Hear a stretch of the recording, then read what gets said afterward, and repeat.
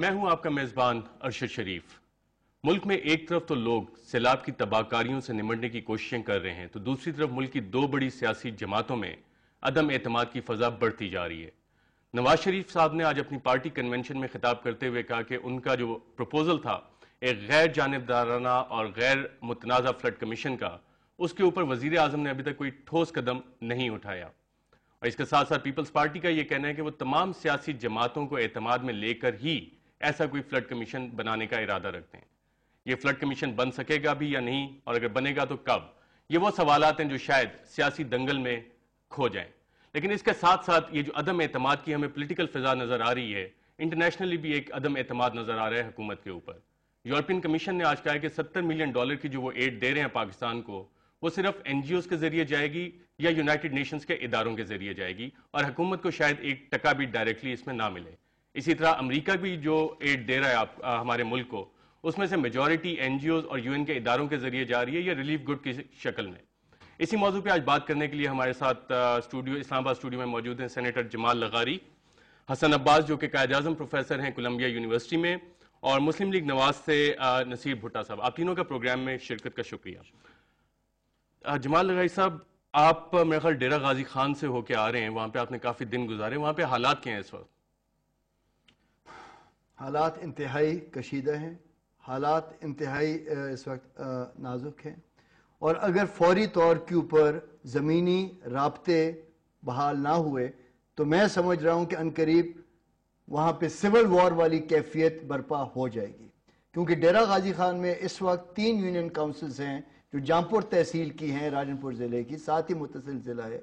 اس کا نام ہے جی کوٹلہ مغلاں، کوٹلہ دیوان اور تتار والا۔ 40,000 اس وقت بھی جیسے میں آپ سے بات کر رہا ہوں وہاں پہ افراد محصور ہیں، پانی کے اندر گھرے ہوئے ہیں، اور وہ کسی خوراک سے عاری ہیں۔ اس وقت کسی قسم کی خوراک ان کے پاس نہیں ہے، پتہ نہیں کس طریقے سے انہوں نے اتنے دن گزارا کیا ہے۔ بہت ایس او ایسز آ رہے ہیں، ڈسٹریس سگنلز آ رہے ہیں، آرمی کی بوٹس کوشش تو کر رہی ہیں لیکن وہ بہت آٹے میں نمک کے برابر ہے، اور اگر آپ نے ان کو وہاں سے نہ نکالا تو آپ وہاں پہ مختلف لاشیں بہتی ہوئی دیکھیں گے، اور میں نہیں سمجھتا کہ ہم لوگوں میں اتنا مادہ ہے کہ یہ دیکھ سکیں۔ حسن عباس صاحب، یہ جو آپ نے حالات سنے یہ صرف ایک علاقے کے اور ملک کے ڈیفرنٹ حصوں سے جو ہمیں اطلاعات آ رہی ہیں، وہاں پہ بھی یہی ہے، ایون یو این کا بھی کہنا ہے کہ وہ بہت کم لوگوں تک امداد پہنچا سک رہے ہیں۔ ان حالات میں آپ سمجھتے ہیں crisis of governance of the state زیادہ ایگریویٹ ہوگا؟ جی ایگریویٹ ہو چکا ہے، اور اس کی ایک وجہ یہ ہے، اور ایک لمحے کے لیے اگر ہم سٹیپ بیک کریں، بہت بڑی یہ کیٹاسٹروفک سچویشن ہے، بہت افسوسناک ہے۔ میں خیبر پختونخوا کے بعض علاقوں میں گیا ہوں، 4 اور نوشہرہ کے قریب، میں نے خود بھی یہ سب کچھ دیکھا ہے۔ ہمیں اچانک سٹیٹ کے انسٹیٹیوشنز کی کوارڈینیشن، سٹیٹ کی کیپیسٹی یاد آتی ہے جس وقت پانی سر سے گزر جاتا ہے، جس وقت ہمیں کوئی ایمرجنسی سچویشن آتی ہے۔ دنیا ہمیشہ جو ایڈوانس ڈیولپڈ ممالک ہیں ڈیموکریٹک، وہاں آپ کہتے ہیں کہ we hope for the best, prepare for the worst. آپ کے این ڈی ایم اے سے لے کے فلڈ ریلیف کمیشن سے لے کے بے شمار ادارے ہیں، سب کو وارننگ بھی آ گئی تھی، ٹھیک ہے اتنے پانی کی نہیں تھی، کسی نے بیٹھ کے کچھ سم ہیڈ شوڈ رول۔ گورننس ٹھیک تب ہوگی جب آپ اپنا کوئی بلنڈر ہوگا اس کو ایکنالج کریں گے اور بعض لوگوں کو نوکری سے نکالیں گے۔ اس ملک میں لیکن اس طرح کے ایکشنز نہیں ہوتے۔ حسن عباس صاحب، اس وقت ہمارے ساتھ مخدوم شہاب الدین وزیر صحت موجود ہیں۔ شہاب الدین صاحب، پروگرام میں شرکت کا شکریہ۔ اس وقت ہیلتھ کی کیا سچویشن ہے؟ ہمیں جو اطلاعات مل رہی ہیں کہ منگورا سوات سے کچھ کولرا کے کیسز بھی رپورٹ ہوئے ہیں، کیا ہیلتھ منسٹری نے اس کو کنفرم کیا ہے ابھی تک؟ جی السلام علیکم سر، تھینک یو ویری مچ، آپ نے مجھے بلایا۔ گزارش یہ ہے کہ جہاں جہاں بھی سیلاب گیا ہے میں نے دوائیاں بھجوائی ہیں وہاں۔ لامحالہ جب سیلاب آتا ہے تو یہ چیزیں، بیماریاں، وبائیں پھوٹتی ہیں، کولرا، ٹائیفائڈ اور دیگر سٹمک ڈیزیزز، ملیریا، ان تمام کی دوائیاں میں نے بھیجی ہیں۔ پرابلم یہ ہے سر، بعض ابھی علاقے ایسے ہیں جہاں پہ ہم ایکسیس نہیں کر رہے، ہم وہاں پہنچ نہیں سکتے۔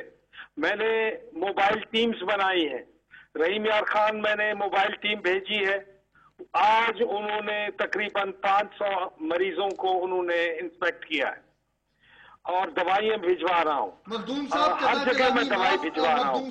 پتہ چلا ہے مخدوم صاحب ہمارے ساتھ سینیٹر جمال آپ سے کچھ پوچھنا چاہ رہے ہیں۔ ڈیزیزیں شروع ہو گئی ہیں، کیونکہ ایکسیس وہاں نہیں ہو رہی۔ ہلو جی، مخدوم السلام صاحب علیکم۔ سینیٹر جمال لغاری آپ سے سوال کرنا چاہ رہے ہیں۔ السلام علیکم مخدوم صاحب۔